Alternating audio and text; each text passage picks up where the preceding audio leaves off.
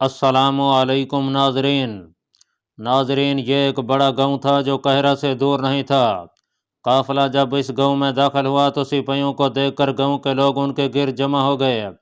उनके जानवरों के आगे चारा डाला, काफिले वालों को खाना और पानी दिया और उनसे महाज की बातें सुनने बैठ गए। उन्हें सियाह रीछ के मुतालिक बताया गया कि खुदा के मसाइबों में से है। लोगों को उसकी मुख्तसर सी दास्तान हयात भी सुनाई गई। महाज का राज मुझसे पूछो, सियाह रीछ ने कहा। ये सिपाही हैं, ये सिर्फ लड़ते हैं, इन्हें कुछ इल्म नहीं होता कि इन्हें लड़ाने वालों की नीयत क्या है। इन चंद एक सिपाहियों ने, जिन्हें मैं सहरा की आग से जिंदा निकाल लाया हूँ, उस फौज के गुनाहों की सजा भुगती है जो उनसे पहले मुल्क शाम को गई थी। उस फौज ने हर मैदान में फतह हासिल की। वहाँ की वादियाँ और वहाँ के सहरा सुल्तान अयूबी जिंदाबाद के नारों से गूंजते लरजते रहे। लेकिन अब सुल्तान सलाहुद्दीन अयूबी खुद फतह के नशे से बदमस्त हो गया था। उसके गिर्द उसके मुहावजों और अयाश सलारों ने ऐसा घेरा डाल रखा था कि किसी मजलूम की फरियाद उस तक पहुंच ही नहीं सकती थी।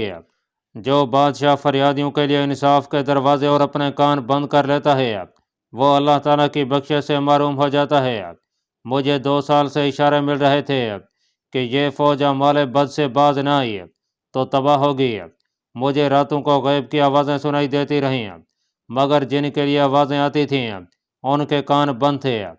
फिर खुदा ने यूं किया कि उनकी आंखों पर पट्टियां बांध दी और सुल्तान सलाहुद्दीन अयूबी, जो मैदान जंग का बादशाह है, अक्ल का ऐसा अंधा हुआ कि सारी चालें भूल गया।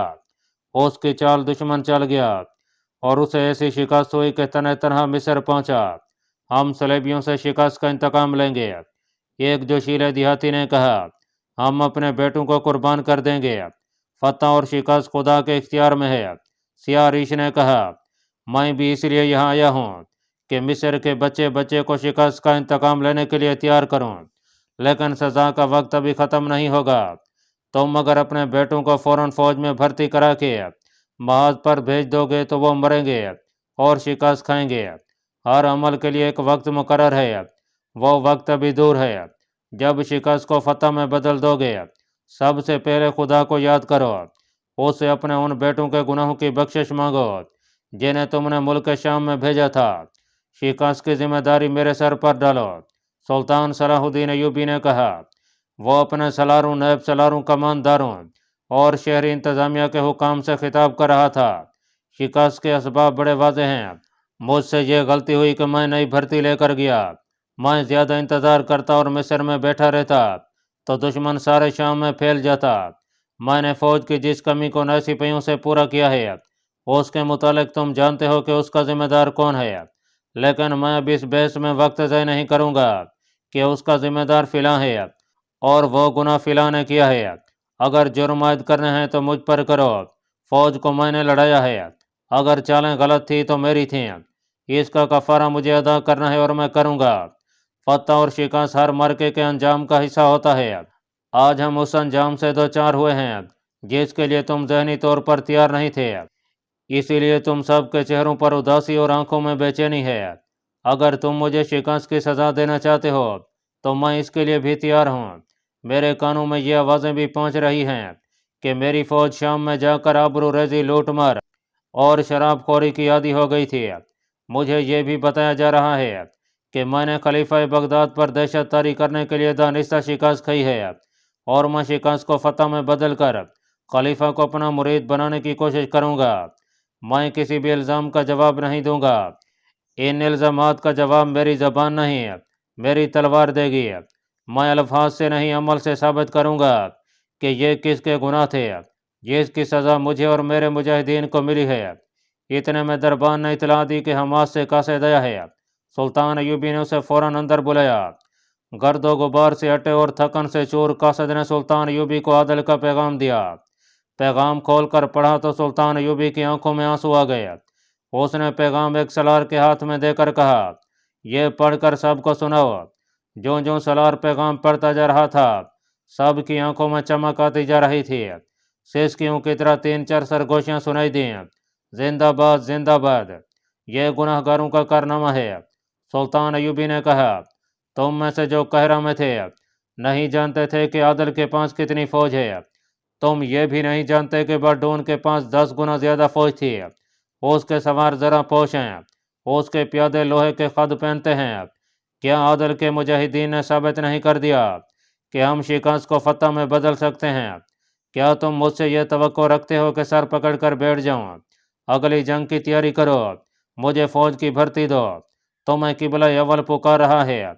मैं दुश्मन के साथ कोई समझौता और कोई मुआहदा नहीं करूंगा। आदल के पैगाम ने जहां सुल्तान अयूबी को हौसला दिया, वहां तमाम सलारों वगैरह के भी मजरूह हौसले तरोताज़ा हो गए। उनमें से बाद के दिलों में सुल्तान अयूबी और उसकी फौज के खिलाफ शकूक पैदा हो गए थे, वो साफ होने लगे। आदल ने इसी एक मरके पर इक्तफा नहीं किया।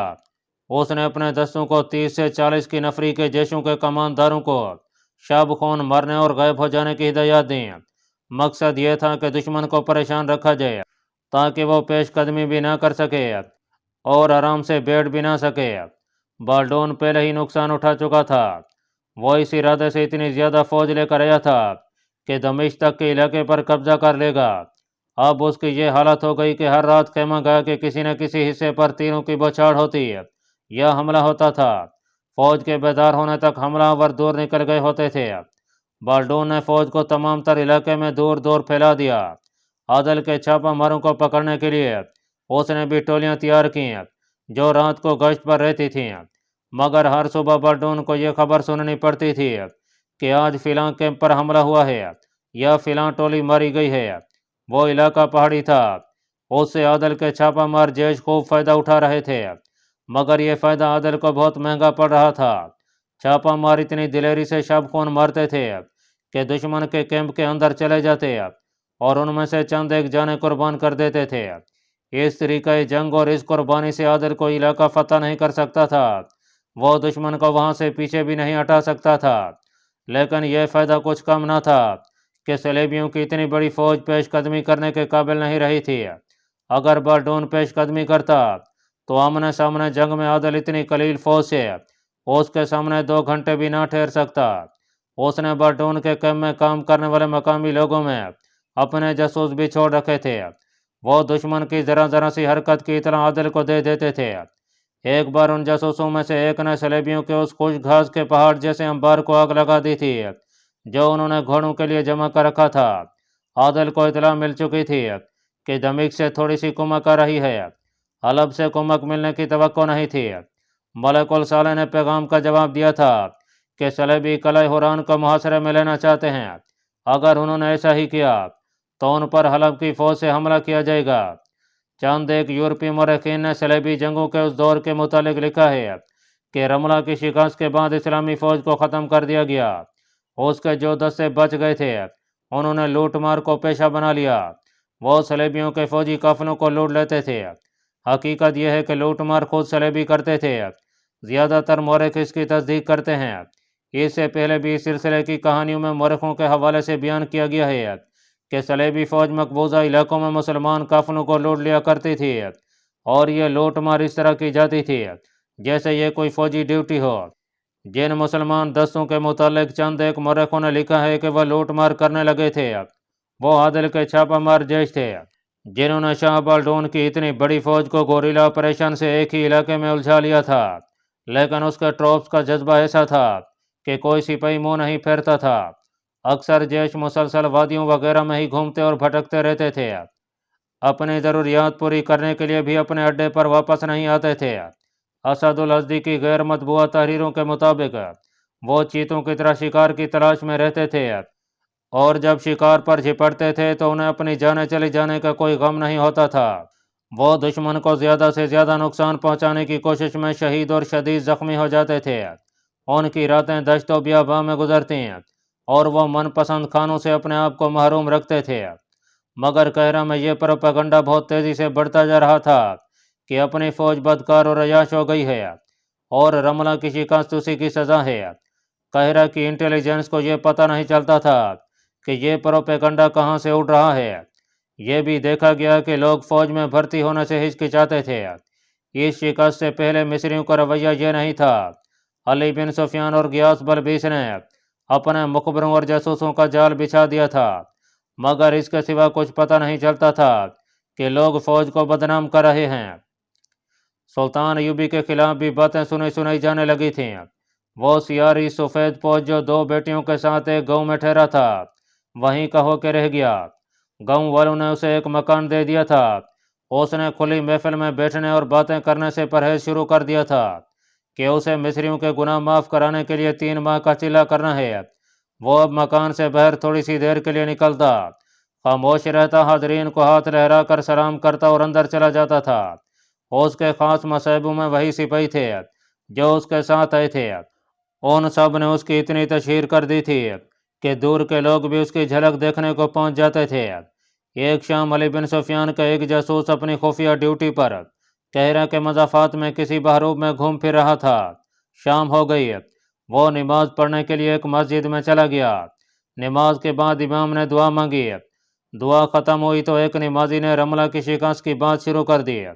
उसने सुल्तान अयूबी की फ़ौज के खिलाफ वही बातें की जो सियारीश ने की थीं।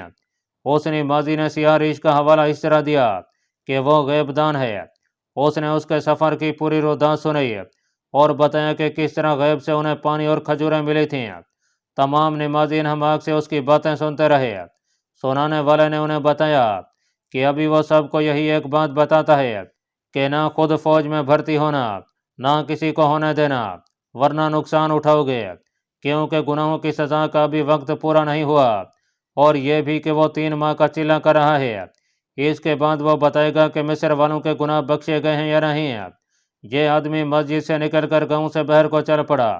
अली बिन सुफियान का जासूस उसके पीछे गया और उससे पूछा कि वो उस आलम से किस तरह मिल सकता है। उसने अपना मुद्दा यूं बयान किया, मैं फौज में हूँ। तुम्हारी बातें सुनकर मेरे दिल में यह डर पैदा हो गया है कि अपनी फौज के गुनाहों की सज़ा मुझे भी मिलेगी। मैं भी दमिश्क और हलब के महाजों पर गया था। मुझे उस आलम बुजुर्ग के पास ले चलो। अगर वो कहेगा कि फौज से भाग जाओ तो भाग जाऊंगा। उसने इतनी मिन्नत समाजत की कि उसके आंसू निकले। मेरे साथ चलो, उस आदमी ने कहा, लेकिन किसी से जिक्र ना करना कि तुम उसके पास गए थे। वो आजकल चिले में है, किसी के साथ बात नहीं करता। वो जो पूछे सिर्फ उसका जवाब देना, फालतू बात ना करना। गांव दूर नहीं था। वो बातें करते पहुंच गए। रात गहरी हो चुकी थी। सिपाही ने जासूस को अंधेरे में खड़ा रहने को कहा और उस मकान में चला गया जहां सियारी सफ़ेद पोश रहता था। थोड़ी देर बाद वापस आया। सिपाही ने कहा कि वो पीछे वाले दरवाजे से अंदर चला जाए। वो खुद उसके आगे आगे चल पड़ा और दोनों दरवाजे में दाखिल हो गए। डेवड़ी से गुजरे, सहन में से गुजरे और एक कमरे में दाखिल हो गए। सहन में रोशनी थी। दोनों लड़कियां जिन्हें सियारीश ने अपनी बेटियां बताया था एक और कमरे में थीं। उन्हें जब सहन में कदमों की आहट सुनाई दी तो दोनों ने दरीचे का कवाड़ जरा सा खोल कर देखा। एक लड़की इतनी चौंकी कि उसके मुंह से ओह निकल गई। क्या हुआ? दूसरी लड़की ने पूछा। कौन है ये? शायद मुझे धोखा हुआ हो, उसने जवाब दिया। मैंने इस शख्स को पहले भी कहीं देखा है। और वो गहरी सोच में खो गई। नाजरीन, सियारीश फर्श पर दरी बिछा कर बैठा हुआ था। जासूस ने गिड़गिड़ा कर इल्तजा की कि उसे गुनाहों की बख्शिश दिलाई जाए। उसने वही बातें की जो वो सिपाही के साथ कर चुका था। सियारीश ने अपनी तस्बीह उसके सर पर फेरी और मुस्करा कर उसके सर पर हाथ रखा। इससे मेरी तस्कीन नहीं होगी, जासूस ने आंसू बहाते हुए कहा। अपनी ज़बान से मुझे तस्कीन दें। मुझे कोई हुक्म दें जो मैं बजा लूँ। मुझे हुक्म दें कि सुल्तान अयूबी को कत्ल कर दो तो मैं आपका यह हुक्म भी बजा लूँगा। कुछ बोलें, कुछ कहें, फिर देखें मैं क्या करता हूँ। एक और आदमी अंदर आ गया और वह जासूस की बातें गौर से सुन रहा था और उसे बड़ी गहरी नज़रों से देख रहा था। उसने जासूस से कहा, तुम इतने बेजार और बेताब क्यों हुए जा रहे हो? तुम अब मुर्शिद के साय में आ गए हो। मेरे गुनाह इतने घिनौने हैं जो मुझे रातों को सोने भी नहीं देते, जासूस ने कहा। सियारीश ने आंखें बंद कर ली। उसके होंठ हिल रहे थे। उसने दोनों हाथ ऊपर उठाए, फिर जासूस की तरफ इशारा किया। ज़रा देर बाद वह मुस्कराया और उसने आंखें खोल दी। जासूस से कहा कि बहुत मुश्किल से तुम्हारे साथ बात करने की इजाज़त ली है। गौर से सुनो, हम तुम्हारे गुनाह बख्शवा देंगे। तुम कल फिर यहाँ आओ। किसी के साथ जिक्र ना करना, वरना तुम्हारे खानदान का अंजाम बहुत खौफनाक होगा। ये आदमी तुम्हें गांव से बाहर मिलेगा और मेरे पास ले आएगा। तुम्हारे माथे पर लिखा है कि तुम्हारे गुनाह बख्शे जाएंगे। बल्कि तुम्हें और तुम्हारे खानदान को इतना रिज़्क़ हिलाल मिलेगा जो तुमने कभी ख्वाब में भी नहीं देखा। अब चले जाओ, कल आ जाना। सियारिश फिर मरकबे में चला गया। सिपाही ने और दूसरे आदमी ने जासूस को उठाया और सहन में ले जाकर उसे सियारिश की ऐसी बातें सुनाई जिन्होंने जासूस को मशहूर कर लिया। दोनों लड़कियां दरीचे के कबाड़ की ओर से उसे देख रही थीं। जो लड़की उसे पहली बार देखकर चौंकी थी, उसने दूसरी लड़की से कहा, इसे मैंने पहले भी कहीं देखा है। ये धोखा नहीं, वही है, वही है। ये वही मालूम होता है जिसे हम पहले भी पकड़ चुके हैं। नाजरीन, ये जासूस अपने महकमे के हाकिम आला अली बिन सुफियान को बता रहा था वही मरकबा और चिल्ला और लोगों के जज्बात को कब्जे में लेकर उन पर अपना जादू चलाना। अपनी फौज का जो सिपाही मुझे उसके पास ले गया था वो सिर्फ फौज के खिलाफ बातें करता था। वो इस किस्म की बातें मस्जिद में नमाजियों के साथ कर रहा था। उसने मेरे साथ जो बातें की उनसे पता चलता था कि उसके और भी कई साथी हैं और वो मस्जिदों में जाकर नमाजियों को फौज के खिलाफ उकसाते हैं, महाज की झूठी बातें सुनाते हैं और जोर इस पर देते हैं कि फौज में भर्ती होना गुनाह है। उन्हें ऐसी बातें मस्जिदों में ही करनी चाहिए। अली बिन सुफियान ने कहा, मस्जिद में कही हुई बात को लोग वही का दर्जा देते हैं। लोग जज्बात के गुलाम हैं, उसी को मुर्शद मान लेते हैं जो उनके जज्बात को पहले भड़काए फिर अल्फाज में उनकी तस्कीन कर दे। तुम कल फिर वहां जाओ, मुझे वो गाँव और मकान समझा दो। इधर उधर देखकर ज़्यादा से ज़्यादा मालूमात लाने की कोशिश करना। तुम्हारी ली हुई इतला के बाद हम वहाँ छापा मारेंगे। मुझे डर है कि छापे से वहाँ के लोग मुश्तइल हो जाएंगे। जासूस ने कहा, सिपाही ने बताया था कि गाँव का बच्चा बच्चा उसका मुरीद हो चुका है और दूर दूर से लोग उसकी ज़ियारत के लिए आते हैं। हमें लोगों के साथ नहीं चलना। अली बिन सुफियान ने कहा, लोगों के जज्बात का ख्याल सिर्फ वो हुक्मरान रखा करते हैं जो उन पर हुकूमत करना चाहते हैं। ऐसे हुक्मरान लोगों के जज्बात से खेला करते हैं ताकि रियाया खुश रहे। हमें सल्तनत इस्लामिया और इन्हीं लोगों के वक़ार का तहफ़्फ़ुज़ करना है। हम इन लोगों को हकीकत दिखाएंगे। हम इन्हें सुल्तान सलाहुद्दीन अय्यूबी का ग़ुलाम और मुरीद नहीं बनाना चाहते। हम इन्हें बताना चाहते हैं कि इस्लाम के पासबान तुम भी उतने ही हो जितना तुम्हारा सुल्तान है। तुम जाकर वो भी देखो जो तुम्हें अभी नज़र नहीं आया। जासूस के वहाँ जाने का वक्त रात का था। अली बिन सुफियान ने भेस बदला और उस गाँव में चला गया। उसने मकान भी देख लिया और उसने लोगों की अकीदतमंदी की बेताबियाँ भी देख लीं, लोगों की बातें भी सुनी। फौज के खिलाफ तूफान उठाया जा रहा था। अली बिन सुफियान ने मकान के पिछवाड़े को दूर से देखा। वहाँ छोटा सा एक दरवाज़ा था जो बंद था। वहाँ दरख्त था और दाएं बाएं दो मकानों के पिछवाड़े थे। उस तरफ कोई इंसान नहीं था। हजूम मकान के सामने था। दरवाज़ा खुला और एक सफ़ेद रीश आदमी पुराने से चुगे में मलबूस दरवाजे से निकला। अली बिन सुफियान होठ में हो गया। उसने खुले हुए दरवाजे में एक खूबसूरत और जवान लड़की को खड़े देखा। लड़की ने फौरन दरवाज़ा बंद कर दिया। सफ़ेद रीश आदमी हाथ में लाठी लिए झुका झुका गाँव से निकल गया। अली बिन सुफियान उसे देखता रहा। दूर जाकर वो रुक गया और इधर उधर देखने लगा। एक तरफ से एक घुड़सवार आया। सफ़ेद रीश आदमी घोड़े पर सवार हो गया और कहरा की तरफ चला गया। जो आदमी घोड़ा लाया था वो गाँव की तरफ चला गया। अली बिन सुफियान अपने घोड़े पर सवार हुआ और सफ़ेद रीश सवार के पीछे गया, मगर फासला रखा। सफ़ेद रीश ने कई बार पीछे देखा। अली बिन सुफियान उसके पीछे जाता रहा। आगे जाकर सफ़ेद रीश ने कहरा के रास्ते की बजाय घोड़ा दूसरे रास्ते पर डाल दिया। रफ्तार मामूली थी। अली बिन सुफियान ने भी घोड़ा उसी रास्ते पर डाल दिया। कहरा शहर नजर आ रहा था। इधर उधर एक एक दो दो झोंपड़े या खेमे नुस्ब थे। कहीं खाना बदोशों ने डेरे डाल रखे थे। सफ़ेद रीश सवार ने कई रास्ते बदले और वो पीछे देखता रहा। अली बिन सुफियान उसके पीछे रहा। सफ़ेद रीश की बेचैनी साफ ज़हर होने लगी थी। आखिर उसने कहरा का रुख कर लिया और घोड़े की रफ्तार ज़रा तेज़ कर ली। अली बिन सुफियान ने भी बागों को झटका दिया। हल्की सी एड़ी लगाई और घोड़े की चाल बदल कर तेज़ हो गई। फासला 15-20 कदम रह गया। वो अब शहर में तकरीबन दाखिल हो चुके थे। सफ़ेद रीश सवार ने घोड़ा रोक लिया और अली बिन सुफियान के रास्ते में हो गया। अली बिन सुफियान ने भी घोड़ा उसके करीब जाकर रोका। तुम कोई राहज़न मालूम होते हो, सफ़ेद रीश सवार ने कहा और खंजर निकाल कर बोला, मेरा पीछा क्यों कर रहे हो?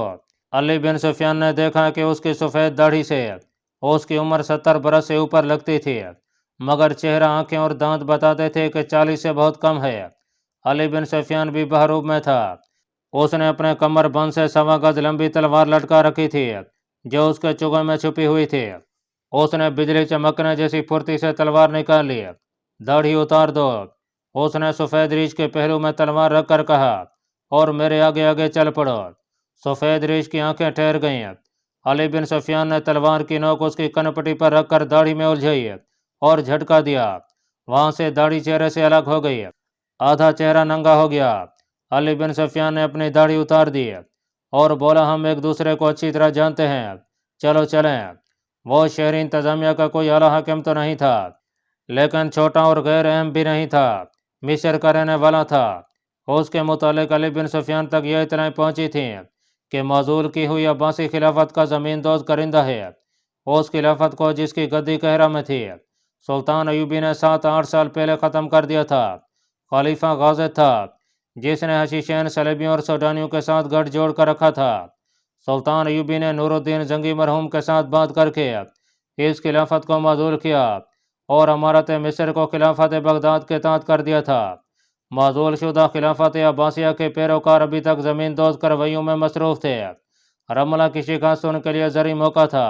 चुनांचे सुल्तान अयूबी और उसकी फ़ौज को बदकार, अयाश, टेढ़ी और शिकस्त का जिम्मेदार साबित करने की मुहिम में अब्बासी खुफिया तरीकों से सरगर्म हो गए थे। अली बिन सुफियान ने उस आदमी को हिरासत में ले लिया और अपने उस कैद खाने में जा बंद किया जहां वो मुलजमों से इब्तदाई तफ्तीश किया करता था। नाजरीन, अली बिन सुफियान का जासूस रात को सियाह रीश बुजुर्ग के बताए हुए वक्त पर गाँव के बाहर जा खड़ा हुआ। गुज़श्ता रात वाला सिपाही उसे लेने आ गया। सिपाही ने उसे कोई नई हिदायत दी और साथ ले गया। वो पिछले दरवाजे से अंदर गया, मगर जासूस को गुज़श्ता रात वाले कमरे की बजाय एक और कमरे में ले गए। उसे कमरे में सियाह रीश बुजुर्ग नजर न आया, वहाँ कुछ भी नहीं था। दरवाज़ा बंद हुआ तो उसने दरवाजे की तरफ देखा, सिपाही भी बाहर निकल गया था। उसने दरवाजे को हाथ लगाया तो उसे पता चला कि दरवाज़ा बाहर से बंद कर दिया गया है। इस कमरे की ना तो कोई खिड़की थी ना रोशनदान। वो समझ गया कि उसे पहचान लिया गया है और उसे पकड़ लिया गया है। फरार मुमकिन नहीं था। वो सोचने लगा कि क्या करे। खासी देर बाद दरवाज़ा खुला। उन लड़कियों में से एक अंदर आई जिन्हें सियाह रीछ ने अपनी बेटियां बताया था। वो अब मस्तूर नहीं थी, लेकिन यूरोपी लड़कियों की तरह उरियां भी नहीं थी। उसका लिबास अरब की मुसलमान लड़कियों जैसा था। नक्शो निगार अरब और यूरोप के मिले जुले थे।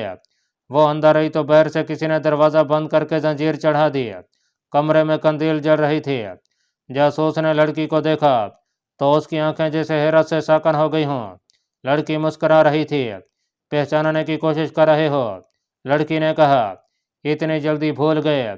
तुम मेरे शहर से बच कर निकल आए थे, मगर अपने शहर में आकर मेरे कैदी बन गए।